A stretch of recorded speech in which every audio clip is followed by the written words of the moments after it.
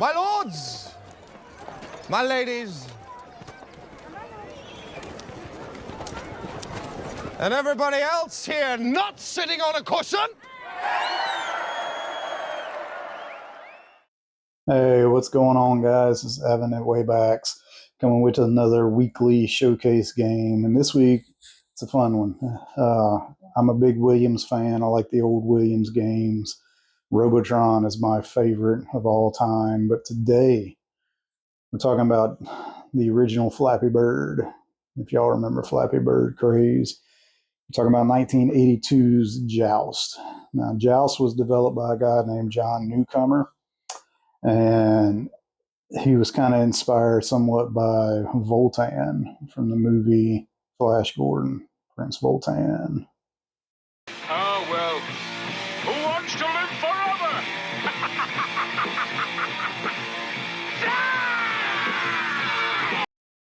But Joust is a really kind of out there game, right? Like it's not your typical flying, shooting arcade that was so popular at the time.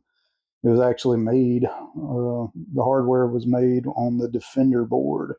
So they took that board and kind of repurposed it to make the Joust game. And interesting thing about Joust is Robotron came out right around the same time, and it had a particular cabinet design, and so did Joust. And they were very similar, but Joust had kind of a flat kick plate surface, and Robotron kind of extended out past the sides, extended out past the cabinet a little bit.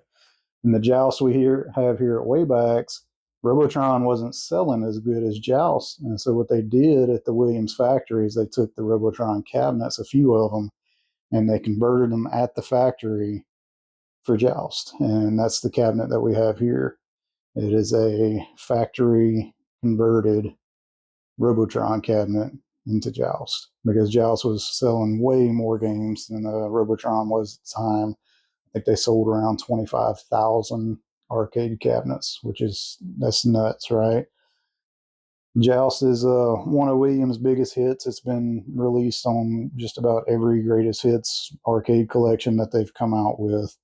And the premise is a bit bizarre. So you're not really set in space, but you are on a different planet, obviously, because you're a knight, but instead of riding your trusty steed, your stallion, you mount your giant ostrich, and your ostrich flies around. And it flies around by using the only button that's on Joust, which is the flat button. So the faster you push it, the more you push it, the higher you go. You kind of push it slow, you can make him hover, push it really fast, he goes up. And you got one two-way joystick, which goes only left and right. And it was actually a repurposed joystick, the same joystick that they used on the Defender games and Stargate. And it's a really good joystick. It's kind of over-engineered to be under-engineered. If you've ever had to disassemble or reassemble one, you know what I'm talking about. But it gets the job done, and you kind of got to have it, man. It's one of the things. If you've ever played Joust, the joystick has to be right. Matter of fact, we had a Guinness World Record holder for Joust come the original Waybacks, Lonnie McDonald. He was doing like a 300 or 250 cabinet Joust tour where he was setting out to beat the high score on 250 different Joust cabinets. I think we were number 247 or 248. He signed our marquee, so a little Easter egg if you want to check that out. But he was not happy with the way our joystick played because we were missing a kind of a tensioner leaf spring on it. But we were able to go in the back and dig in the parts and get it up to spec. And he rolled our Joust machine. He got all the way, I think it was 999,999 or something like that. But he had so many lives that he actually got a rubber band and tied the two joysticks together, so the player would just keep running off the screen and dying so he could put his score in. It was pretty cool to see. So the premise of the game, right? You're the good knight. You've mounted your ostrich, and you have to fly around defeating the bad knights, the red knight, the white knight, and the blue knight. And they don't fly ostriches because, that's not cool for bad guys. They have to fly the buzzards. And the only way to defeat them is you have to get on a slightly higher plane than they are. And so you pop them in the head with your lance, and they die. A lance. You pop them in the middle, y'all just bounce off each other. You come in too low, he gets you, you die. And whenever you kill the knight, he turns into an egg, which falls to the screen. And if you don't get to the egg in time, it'll hatch a new knight, and he'll jump back on a buzzard and come at you harder and faster than you want. Now, Lonnie kind of explained to us the best way to play Joust is to kind of stay at the bottom and just kind of hover and wait for them to come to you. The bad part about that is with a guy like me who is impatient or just sucks at Joust, is if you wait too long, a pterodactyl will emerge, because that's what happens is pterodactyls come after your ostriches. Yeah.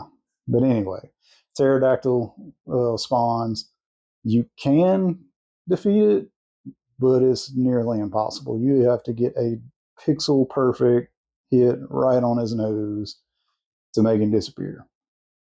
Best to just avoid the pterodactyl and try to clear the stage. Now, as the stages go, each one kind of progressively you lose something. So you start out, the entire bottom is on the screen. You can run all the way across.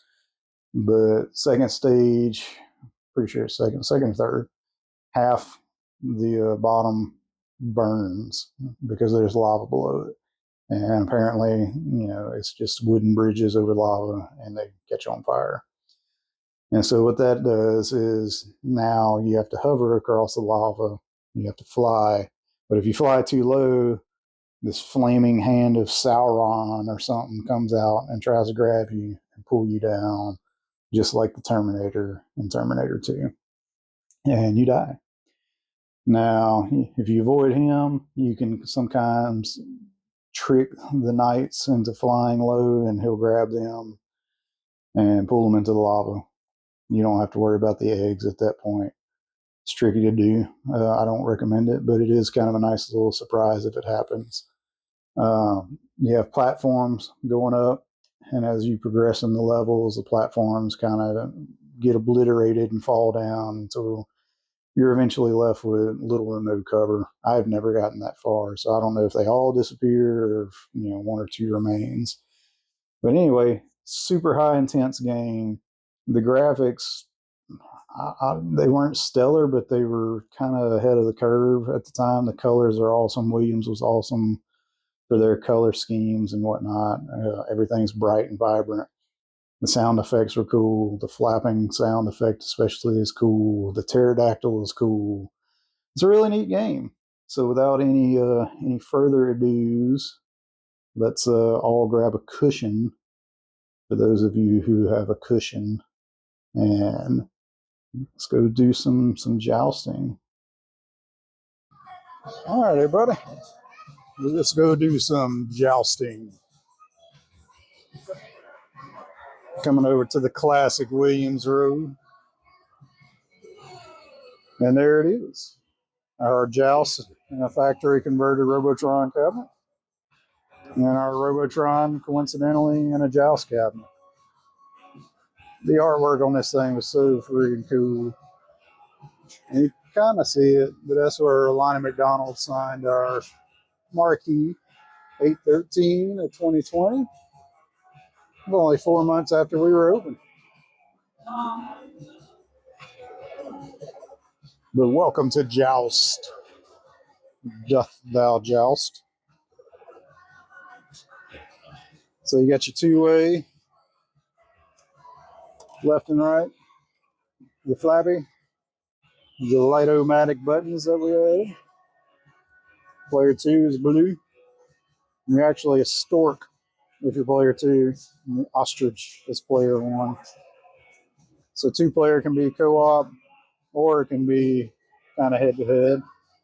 This is also one of the first games that used a battery saving backup for high scores. The way you could turn the machine off at night and you won't lose your high score. Pretty cool setup. But let's watch me embarrass myself on some Joust, guys. I got the POV camera going now. And once upon a time, I used to play a lot of Joust. I used to be all right, but it's been a long time. I love the sounds on this game. So change your speed when you're running. And of course, you can do the change the speed on the flapping. It'll adjust the POV depending on how fast you flap. Will depend on how high you go. So lava's rising up.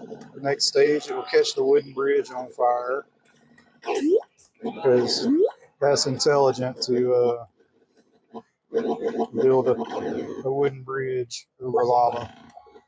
You gotta get the eggs so they don't hatch. Almost messed up. I messed up anyway. According to the Joust master, Lonnie, staying in this general area down here is your safest bet. But since when do I ever play it safe?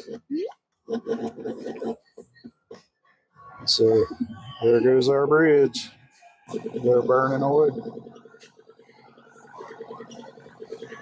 I love the sound effects in this game.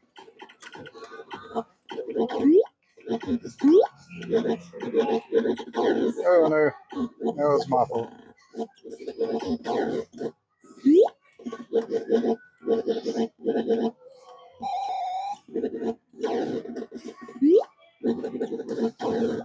I knew better than that.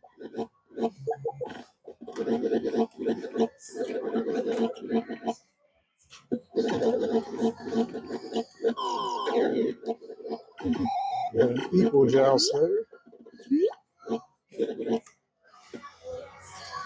Stage 4.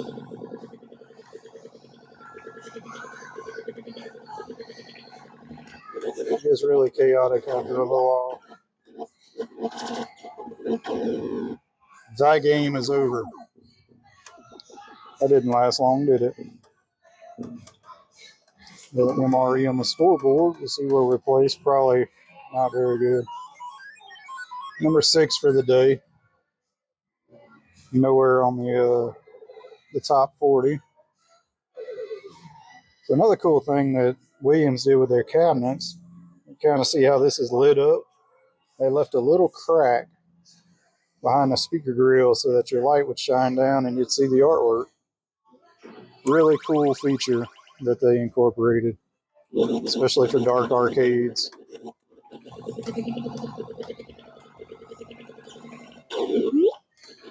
See if we can do any better this go around.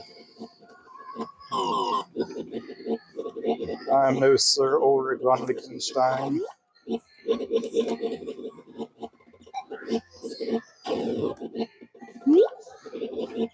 The Joust is one in games. We'll come back to you.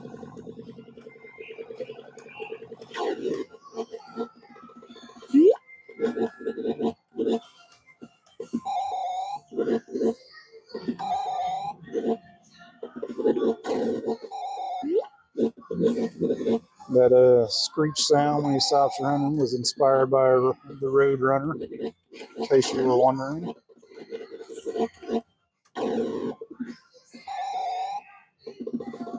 And do a screeching halt.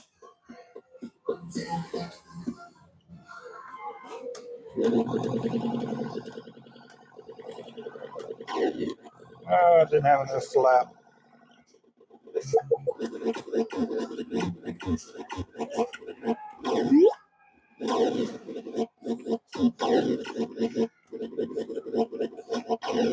Oh no, that backfired.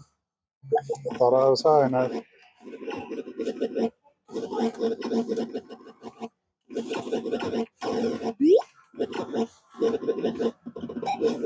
Gotta get down that one night. Let's see if get the old pterodactyl. There he is. Holy crap. I'm glad I caught that on camera because I've never killed a pterodactyl before. That was lucky. But that was badass. You gotta hit him precisely on the nose. The extra man there. There's the fiery hand of Sauron. They escaped twice, but I did not.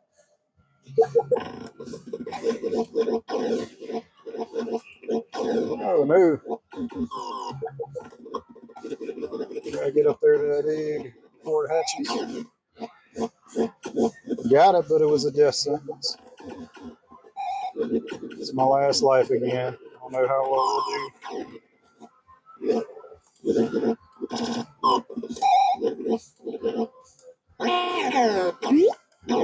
Oh, and they got me. A little happier with that game than the first. Ooh, I'm super pumped I got the pterodactyl. That has never happened before. At least we got first place for the daily buzzard. Still not on the champions, far away from it. Anyway, guys, that is the awesome classic Joust. Let me know what y'all think. Let me know what game y'all like to see next. We'll catch y'all later. Yes! Behold, my Lord Ulrich, the rock, the hard place. Like a wind from Geldland he sweeps by, blown far from his homeland in search of glory and honor. We walk in the garden of his turbulence.